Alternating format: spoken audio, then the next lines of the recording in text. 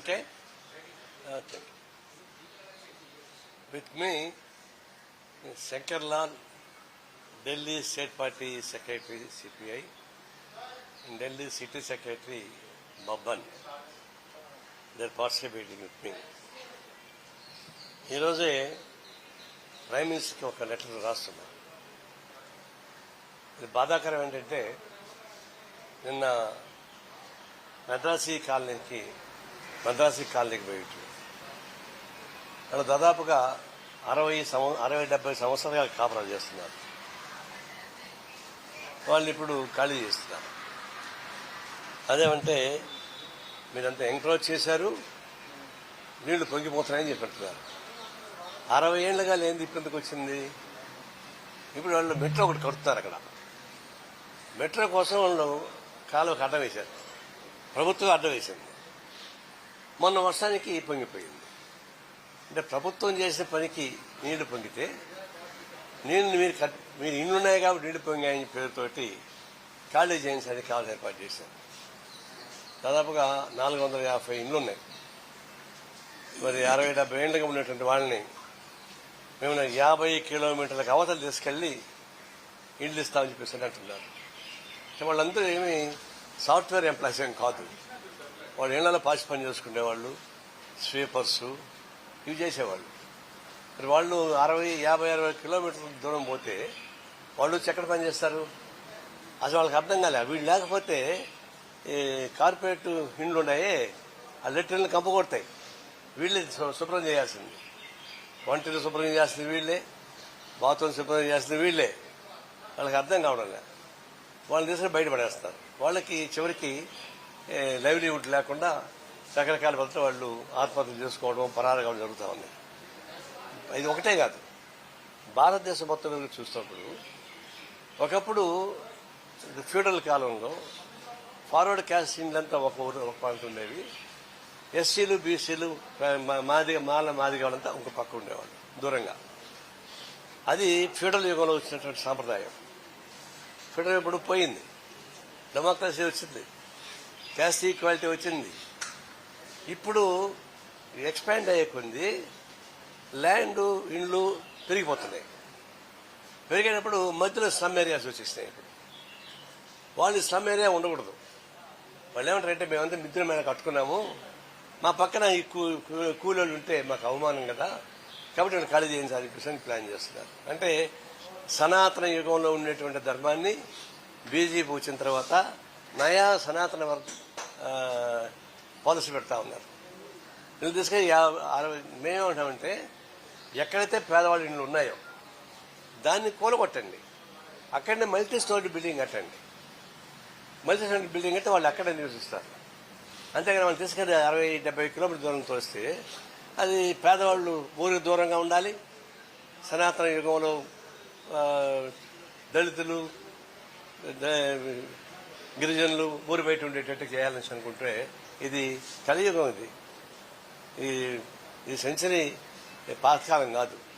అట్లాంటప్పుడు ఆ పాలసీని బీజేపీ వాళ్ళు కానీ మిగిలిన రాష్ట్రాల్లో కొన్ని చోట్ల వాళ్ళు కూడా చేస్తున్నారు.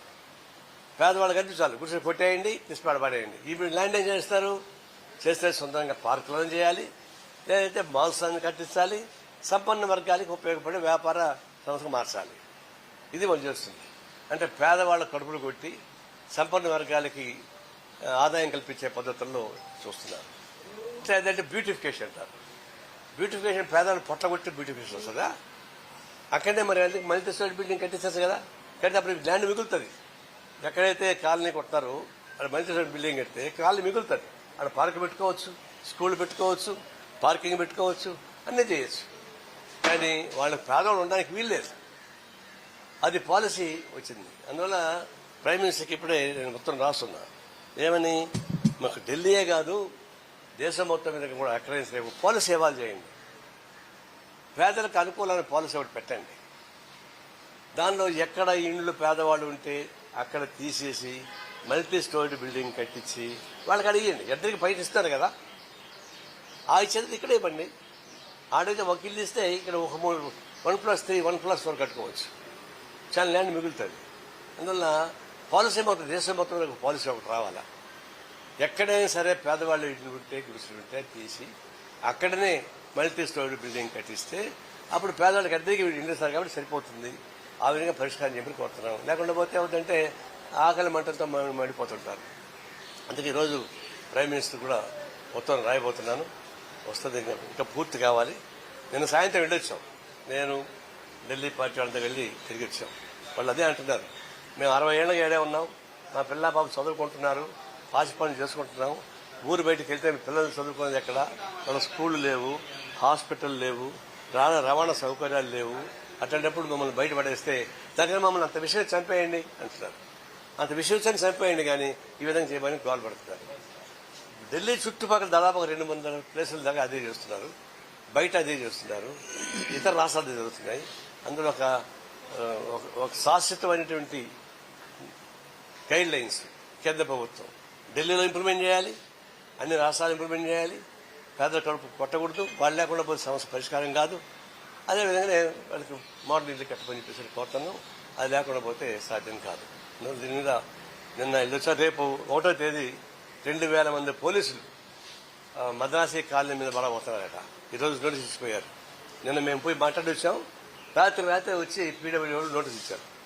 రేపటికి 2000 మంది పోలీసులు చుట్టూ పహరా పెట్టి వాళ్ళని చేయవచ్చు. అంటే పాకిస్తాన్ యుద్ధంలో కూడా అంతమంది పెట్టలే, టెర్రరిస్టుల మీద కూడా యుద్ధంలో అంతమంది పెట్టలే.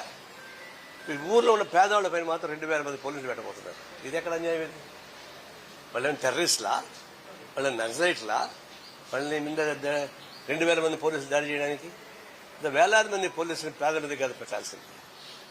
నేను ఒక పైకనేమో టెర్రరిస్టులు రాజీ పడుతున్నారు. ఇప్పుడు ఈరోజు ఓడి అంటున్నారు బీహార్లో ఇంకా ఇది పరిష్కారం కాలేదు, ఆపరేషన్ సింధు ఆపరేషను ఇంకా కొంతకాలం పడుతుంది అంటాడు. ఎన్నాళ్ళు పడుతుంది? బీహార్లో ఎన్నికలు జరిగేంత వరకు కొనసాగిస్తూనే ఉంటాడు దీన్ని. బీహార్లో ఎన్నికలు జరిగేంత వరకు అన్ని రాష్ట్రాలు తిరుగుతూ సింధూర్ యాక్షన్ పాకిస్తాన్ టెర్రరిస్ట్ అని చెప్తా ఉంటాడు. అంటే ఏమొచ్చింది? పీఓకేని ఆక్రమించుకుంటూ ఎవరు అడ్డం వచ్చారు? అన్ని రాష్ట్రాలు కూడా సపోర్ట్ చేస్తాయిగా. మా దేశం అంటున్నారు కదా మీరు, దాని జోలికి ఎందుకు పోవడం లేదు? ఇవన్నీ టెర్రరిస్టులు బూత్ చూపించి ఓట్లు దండుకోవడానికి ఉపయోగపడేటువంటి సంకుల స్వభావంతో నాకేం కనపడలా. అందుకే ఏంటంటే ఈరోజు ఇంకా కొన్నాళ్ళు ఉంది అంటున్నాడు. ఇప్పుడు మొన్న అయిపోయింది అన్నాడు, నక్సలైట్ పని అయిపోయింది, టెర్రరిస్టుల పని అయిపోయింది అన్నాడు. ఇప్పుడు నిన్నేమంటున్నాడు, ఇంకా కొనసాగుతుంది కొన్నాళ్ళు అని చెప్తున్నాడు. అంటే బీహార్లో ఎన్నికలు జరిగేంత వరకు ఈ రావణాసుడి కాసం జరుగుతూనే ఉండాలా, ప్రచారం చేసుకుంటూనే పోవాలా, ఓట్లు దండుకోవాలా, ఆ తర్వాత మన సమాప్తం అయిపోయి అనుకోవాలా. ఇది పెద్ద మోసపూరిత వైఖరి. ఎన్నికలు దృష్టిలో పెట్టుకొని ఇంత రాక్షసత్వం పనికిరాదు. దీని మీద తెలుసుకోవాలి. నిన్నే చెప్పాం, అస్సాం ముఖ్యమంత్రి చేసిన పని మీద ప్రధానమంత్రి వరకు ఏం చెప్పలే. అందరికి రైఫిల్స్ ఇస్తా ఉంటున్నాడు, ఆయుధాలు ఇస్తా ఉంటున్నాడు. అంటే ఎవరి కోసం ఇస్తున్నాడు? అంటే అర్బన్ నక్సల్స్ పేరుతోటి ఎవరైనా వామపక్షవాదులు ఉంటే వాళ్ళ మీద దాడి చేయడానికి, రూరల్లో ఉండేటువంటి ట్రైబల్స్ మీద దాడి చేయడానికి ఉపయోగపడే పనులు తప్పితే ఇంకేమిటి నాకేం కనపడడం లేదు. చూస్తుంటే రాను మేము ఏమన్నా చేస్తాం, ఎన్ని క్రూర కృత్యాలను చేస్తాం, మేము గెలవాలి. గెలడానికి ఉపయోగపడేటువంటి ఆయుధం ఇదని చెప్పేసి పద్ధతిలో నడుస్తుంది. దాన్ని మేము తీవ్రంగా ప్రతిఘటిస్తున్నాం. రేపు మా పార్టీ వాళ్ళు కూడా మద్రాసు కాలనీకి వెళ్తారు, వాళ్ళు ప్రతిఘటిస్తారు, నిలబడతారు, పేదల కోసం మేము నిలబడతామని చెప్పేసి హామీ ఇస్తా ఉన్నాం.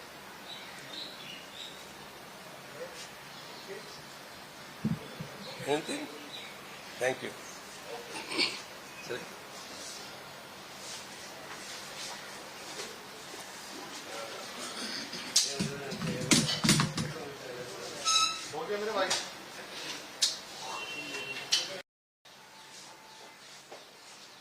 శంకర్లాల్ డోన్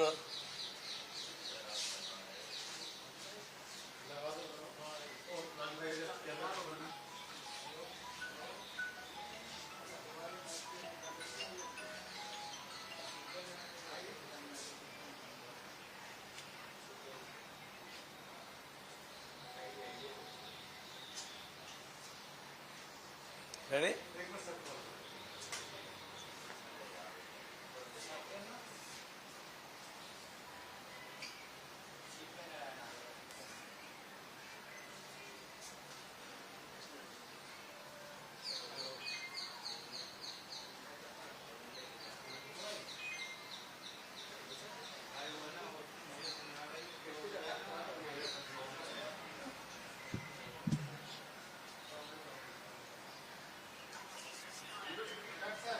Okay?